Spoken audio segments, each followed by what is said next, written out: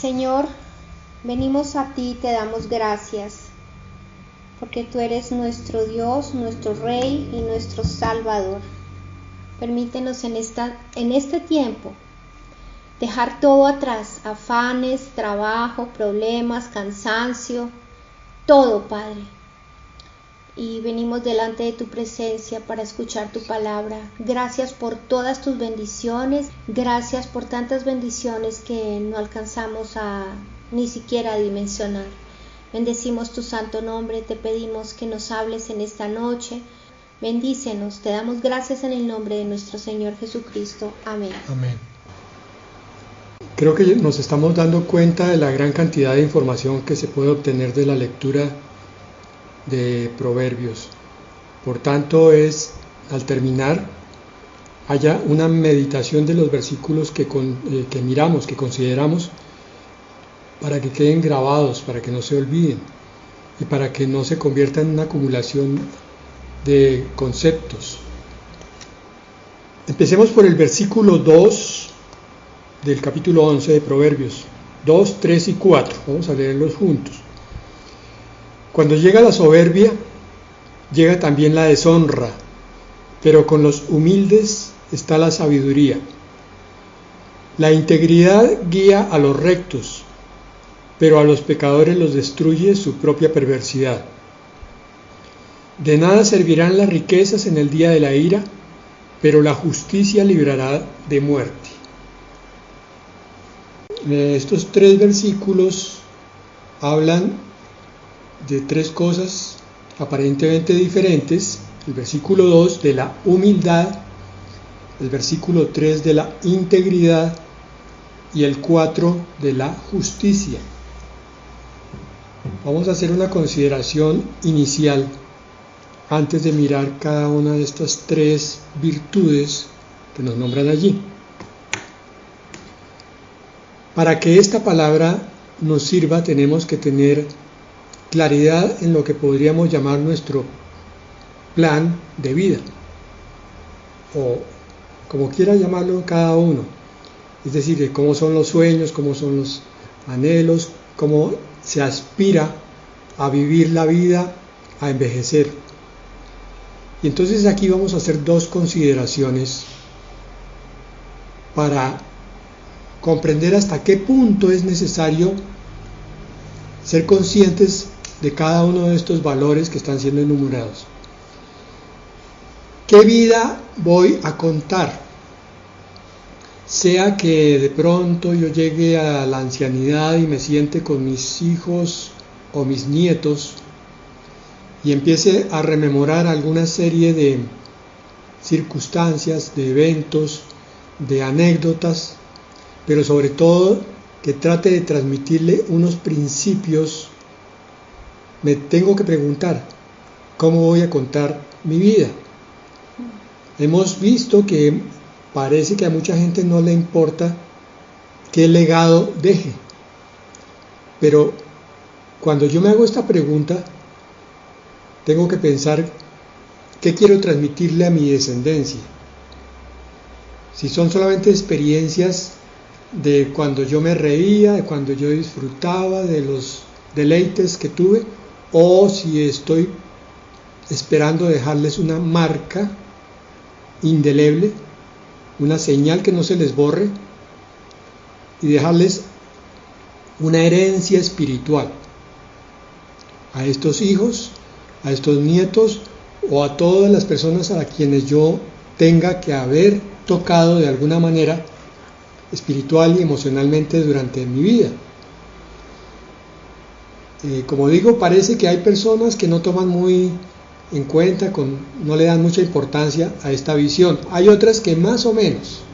Entonces se preocupan por conseguir un poco de valores materiales para que digan, uy, es que el abuelo trabajaba mucho, o el papá, nos dejó una buena herencia en casas, en fincas. Pero lo más importante, hermanos, es que consideremos el legado espiritual. Somos hijos de Dios y el Señor nos está esperando para darnos una herencia espiritual inmarcesible, inmarchitable, dice la palabra. La mejor heredad. y está esperando darnos sus posesiones, que son la mejor herencia que se nos puede dejar. Nosotros como cristianos debemos tener la misma consideración. Si el Señor nos da tantas gracias, tantas virtudes, tantos regalos, tantas bendiciones, nosotros debemos buscar que los nuestros, los más cercanos a nosotros, también sean tocados de la misma manera. Lo dijeron los apóstoles en el libro de Hechos, cuando hicieron el milagro a aquel mendigo. Le dijeron: de gracia recibimos, de gracia damos. O sea, el Señor nos da en forma inmerecida. Nosotros ahora, del tesoro que hemos recibido de Él, queremos darlo a otros. Entonces aquí también surge una segunda consideración, es cómo yo quiero educar a mis hijos si son pequeños, o transmitirle a mis hijos si ya son adultos unos conceptos para que ellos a su vez se los transmitan a mis nietos. Entonces consideremos estos 3 versículos a la luz de esas 2 preguntas. Para mí son muy importantes, espero que para ti también. Pero con los humildes está la sabiduría, en el versículo 2, eso lo contrapone a la soberbia. Dice este versículo que cuando uno es soberbio, más tarde o más temprano va a quedar en vergüenza y en deshonra, dice mi Biblia. Cuando la soberbia marca la pauta de la vida, cuando es el orgullo, es el ego, el principal motor. O sea, todo lo que tiene que ver conmigo es lo más importante y los demás no me importan. Más tarde o más temprano yo me voy a estrellar con esa soberbia, porque el Señor lo estableció también como ley. El que es humilde va a ser exaltado por Él, pero el que es soberbio va a caer, como decimos un poco folclóricamente, igual que un coco de la palmera, hasta el piso. Va a ser humillado. Eso lo va a hacer con Satanás, que no lo ha hecho, es parte del plan de Dios, pero al final la humillación va a venir sobre todos los rebeldes, sobre todos los que han hecho iniquidad. No importa que también les esté yendo por un poco de tiempo, al final van a recoger frutos amargos. Pero al contrario, al humilde puede que no le esté yendo tan bien en este momento, puede que esté siendo avergonzado, menospreciado, ignorado, pero va a llegar el momento en que el Señor lo toma en su mano y lo exalta, porque Él premia la humildad. Yo tengo que aprender eso como una columna vertebral en cuanto a mi norma de vida. La humildad debe ser la brújula que guíe mi vida espiritual. Amén. Porque yo puedo ser el pastor más reconocido o el menos reconocido, la ovejita que no quiere que le digan absolutamente nada allá en su silla, o aquella que quiere participar del servicio a Dios. Pero los unos y los otros, con soberbia, ninguno va a servir para el reino de Dios. Pero con humildad, hasta el más, llamémoslo entre comillas, inútil de los siervos de Dios, va a ser colocado en un puesto de eminencia. Esto yo debo transmitírselo a mi descendencia. Y esto es lo que un pastor también debe enseñar a la congregación, que caminen en humildad. Sabemos ahora que la humildad se caracteriza en primera instancia por reconocer a Dios.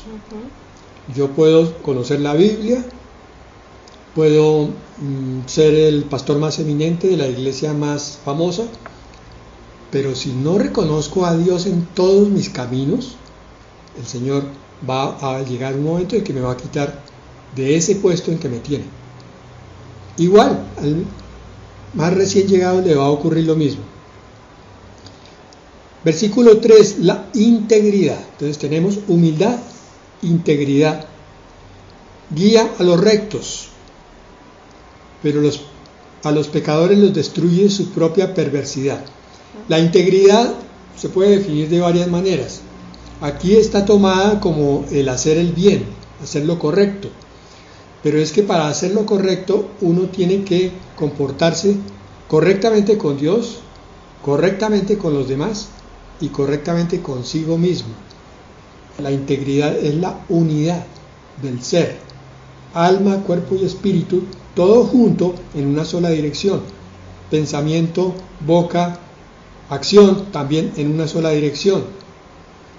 Si estoy en una iglesia creyente donde se me está enseñando palabra, yo no gano nada oyendo palabras si no la pongo a actuar. No estoy siendo íntegro si solamente oigo palabra y después me comporto como un mundano. La integridad me lleva por el camino siempre correcto. Guía a los rectos, dice aquí. Y en el versículo 4, de nada servirán las riquezas en el día de la ira, pero la justicia librará de muerte. La contraposición es para los afanes de tantísimos en el mundo, inclusive en las iglesias cristianas, que están en esa carrera vertiginosa por conseguir algo para mostrar al mundo. La meta del éxito a nivel materialista es tener, no ser. Ese tener con el cual yo puedo mostrarle a otro que soy más que él porque tengo un carro mejor, una casa mejor, me visto mejor. Es un valor, un antivalor, que tenemos que sacar de nuestra vida para comprender que es la justicia, porque debe marcar nuestra pauta de vida. Tenemos entonces 3: humildad, integridad y justicia. La justicia es hacer lo que es justo, correcto, lo que haría Dios. Hacer justicia es darle no a cada uno lo que merece, sino darle a cada uno como lo daría Dios. Porque yo no soy quien, no soy juez para tasar o pesar a las personas y de acuerdo a eso darles entonces mi afecto o mi desafecto. Yo tengo por la Escritura que amar a todos sin distingos. Dios no hace acepción de personas. Alguien me dirá, pero entonces el pecador, es que yo tengo que amar al pecador. Lo que tengo que tener claro es que no debo amar el pecado, pero al pecador siempre debo tratar de extenderle la mano para que venga a los caminos del Señor, para que venga a Dios, no para que yo vaya hasta donde está Él y yo me baje del estado espiritual en el que Dios me tiene, contaminándome con Él, sino que Él suba, que ellos se conviertan a ti y no tú a ellos, está escrito. Versículo 8. El justo es librado de la tribulación, pero su lugar lo ocupa el malvado. Veíamos ayer un versículo que tenía que ver con una promesa milenial en Proverbios 10:30. Aquí en 11:8 también hay como un mensaje para la iglesia creyente. El justo es librado de la tribulación. Hay como un mensaje aquí de esperanza, diciéndonos que cuando llegue el momento difícil de estos tiempos, que conocemos como los 7 años para Jacob, para Israel, la iglesia va a ser sacada. Yo hago una claridad que ya he hecho antes, por si acaso, porque es que estamos viendo que se ha aumentado impresionantemente la cantidad de presión, en el sentido de que son muchos los que dicen que la iglesia cristiana va a tener que pasar por la tribulación. Yo siempre lo he planteado de la forma que voy a decir a continuación. La mayoría de los creyentes, más del 70% de los cristianos, están convencidos, basados en versículos bíblicos, que la iglesia va a ser arrebatada, primordialmente por lo que dice en la primera de Tesalonicenses 4:17. Seremos arrebatados, dice allí. Y hay mucha otra palabra que apoya esto. Sin embargo, hay unos versículos que parecieran no ser tan claros y al contrario, más bien insinuar que de pronto la iglesia pasa por la tribulación. Entonces, la postura que a mí me parece más justa, más equitativa, es la de decir, nosotros hemos crecido en el entendimiento de que la iglesia cristiana va a ser arrebatada, por tanto creemos con la mayoría de los cristianos que así va a ser. Sin embargo, nos preparamos para eso, pero también estamos fortalecidos por si acaso hemos interpretado mal la palabra y nos toque pasar por la tribulación. O sea, trabajamos como si fuéramos a ser llevados ya, pero nos fortalecemos como si el Señor todavía demorara mucho en venir. Es necesario tener esa claridad porque hay presión continua. Muchos van a venir a decirte, mire hermano que este versículo dice que la iglesia va a tener que pasar por la tribulación. Y eso está empezando a darse principalmente por todo ese movimiento judeo-mesiánico que niega el arrebatamiento y ellos simplemente ellos están pensando que están viviendo la tribulación. Pero estamos hablando incluso de que no es cuestión de doctrinas o de dogmas. Esto no es una verdad para salvación. Los que piensen que la tribulación va a acoger a la iglesia no son perdidos, no están en el camino de perdición. Es una interpretación de la palabra, tan respetable como la nuestra. Entonces los respetamos y nos sentimos hermanos con ellos. El justo es librado de la tribulación, dice la palabra. El Señor dio muchísimas muestras a lo largo de la Biblia y de la historia de los 2000 años, de que cuando llega el momento terrible, el momento más difícil, Él extiende su mano. Lo hizo sobre Enoc, lo hizo sobre Moisés, lo hizo sobre Noé, sobre Daniel. Y también tenemos otros ejemplos a los cuales uno que otro santo le ha tocado sufrir la tribulación. No la gran, no le estamos hablando sino la tribulación que le correspondiera vivir en su época, incluso hasta morir. Por eso no podemos ser tan dogmáticos en una postura o en la otra.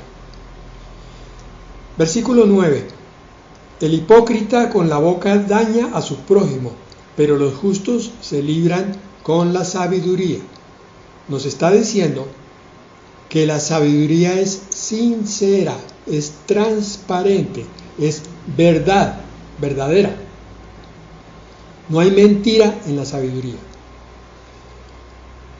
Por el contrario, el que no es sabio, de acuerdo a lo que veíamos ayer de ciertas leyes del universo,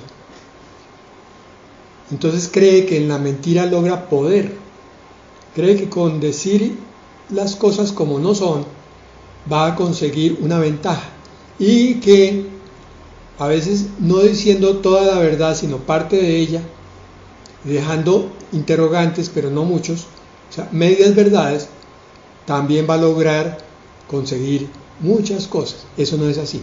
A corto plazo o a mediano o a largo, el hipócrita siempre va a quedar en vergüenza. Recordamos las veces que estábamos en el mundo y que dijimos algo demasiado apresurado, de pronto no por hipócritas, sino por soberbios o orgullosos, por juzgar a los demás. Y con el tiempo vino la vergüenza de comprender que aquella persona a la que habíamos acusado de algo era completamente inocente y tuvimos que pasar un momento vergonzoso. Los justos se libran con la sabiduría.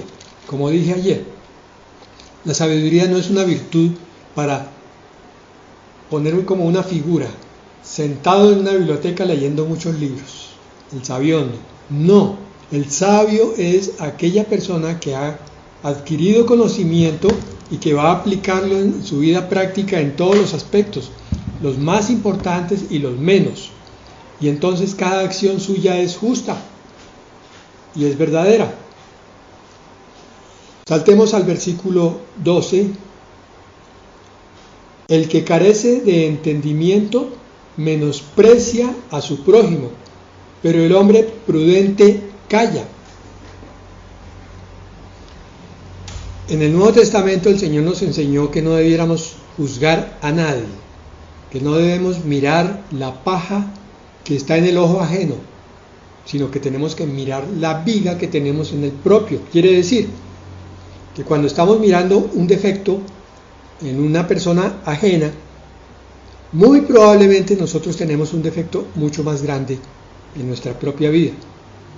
Por eso, cuando hemos aprendido esa palabra, esa enseñanza de parte del Señor, nos vamos volviendo prudentes con nuestros labios. Entendemos que cuando juzgamos a alguien, va a venir también la vergüenza sobre nuestra vida y vamos a quedar nosotros expuestos en un juicio mayor. Con la vara con que midas, serás medido. Si yo juzgo a los demás, no tengo que extrañarme el por qué me están juzgando continuamente. Viene uno y me dice, es que ustedes no sé qué, sí sé cuándo. Pero yo qué le hice a esta persona para que venga y me diga esto. Viene otra y me dice, pero es que usted... Entonces uno empieza a preguntarse, oiga, pero ¿qué les pasa? ¿Por qué todos me acusan de algo que no soy? Tendría que mirar cómo he estado hablando en los últimos tiempos, a ver si es que de pronto yo no he estado juzgando a otros. El prudente calla porque el que carece de entendimiento, o sea, el necio, el imprudente, el soberbio, menosprecia a su prójimo. Miren, algo que me ha enseñado el Señor, y es que no hay nadie que sea menor que nadie. Lo que ocurre es que Dios, que es dueño de su propia soberanía, así como veíamos los diferentes cristales de los copos de nieve, que son totalmente diferentes siempre el uno del otro, Él lo mismo hace a los seres humanos. Entonces a un hombre X le da inteligencia, pero le pone dificultades en otro sentido, por ejemplo, para aprender idiomas.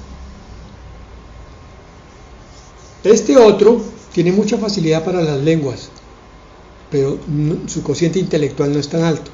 ¿Cuál de los dos es mejor?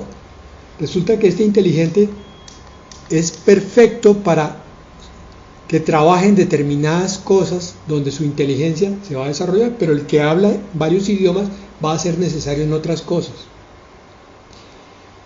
Alguna vez dije que por alguna razón había, en forma cariñosa lo dije, locos que se metían a ser bomberos.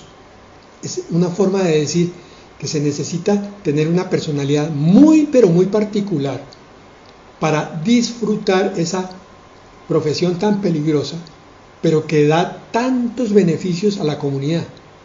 Lo mismo es con los policías, con los guardianes de cárceles, con las enfermeras, con los celadores. ¿Y quién es mejor ahí? Todos están sirviendo a la comunidad de una manera diferente, por eso no debemos menospreciar a nadie, porque es que Dios los envió así para que cada uno trabajara en su campo conforme a su don. Así que procura descubrir el tuyo y no mires los defectos de los demás, porque aparte de tu don, el Señor también permitió defectos en ti para que no te enorgullezcas. Por eso, repito, el que carece de entendimiento menosprecia a su prójimo, pero el que entiende cómo es que Dios envía a cada ser humano a este mundo con una misión particular y por tanto con un don especial, yo ya no lo puedo menospreciar porque estaría menospreciando la obra de Dios, ni más ni menos. De aquí sale una última conclusión de este versículo, y es que, hermanos, aquí no se trata de aprender una serie de enseñanzas de sabiduría, se trata es de mirar siempre al dueño de la sabiduría y gozarnos en sus dones, en su gracia y en su propia sabiduría. Cómo hace Él de hermosas, de preciosas todas las cosas. Versículo 13. El que anda con chismes revela el secreto.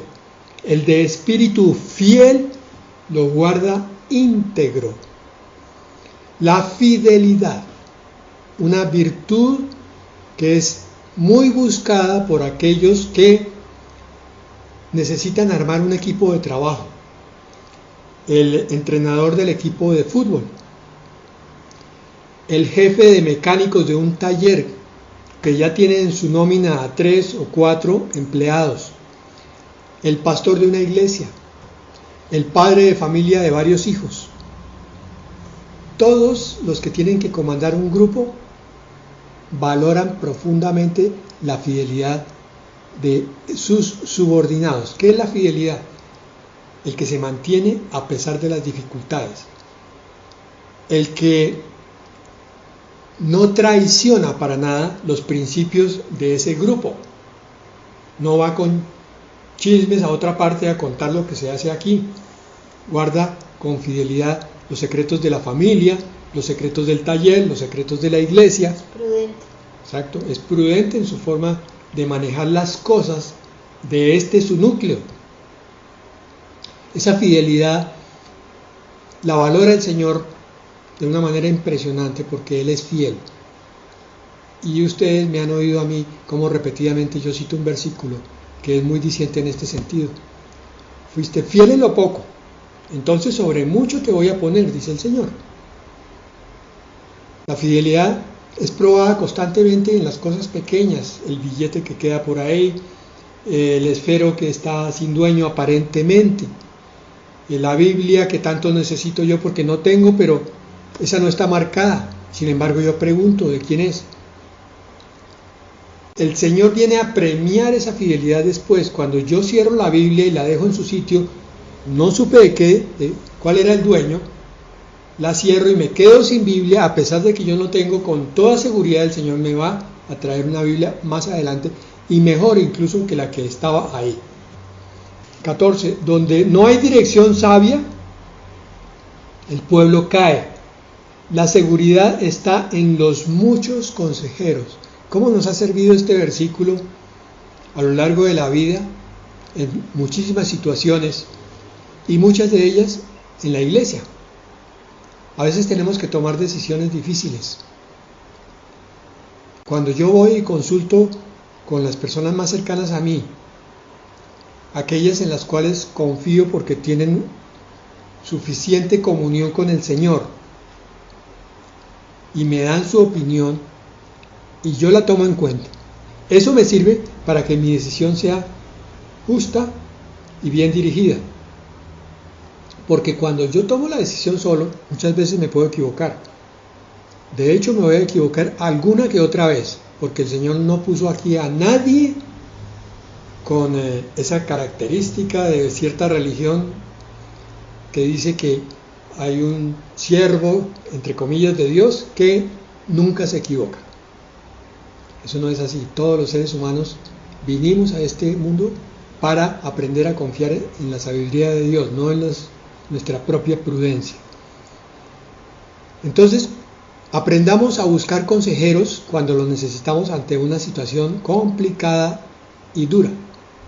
Vayamos ante aquellos que nos han dado buen testimonio y trazas de, como digo, estar en comunión con Dios para que nos ayuden a tomar la mejor decisión posible. Versículo 15. La ansiedad aflige al que sale fiador de un extraño. El que aborrece las fianzas vive seguro.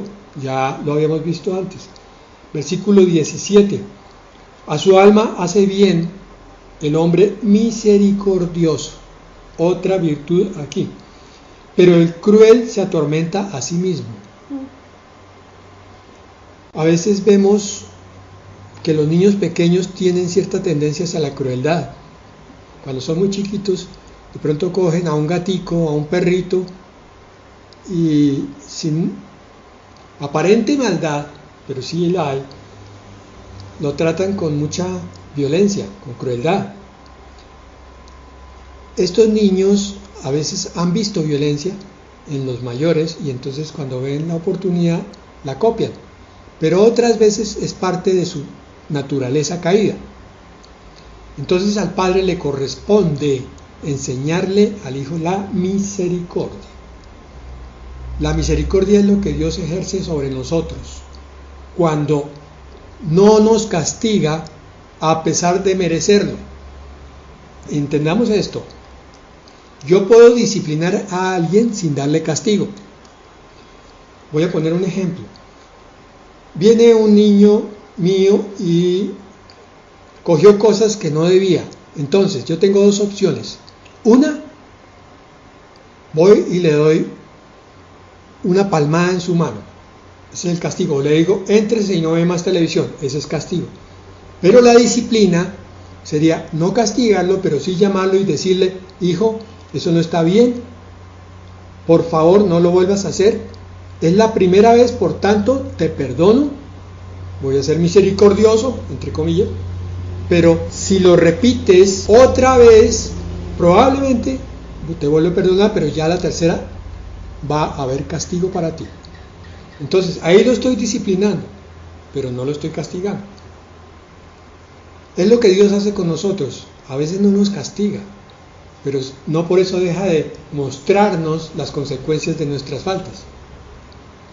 Entonces nosotros tenemos que ser misericordiosos con las personas también.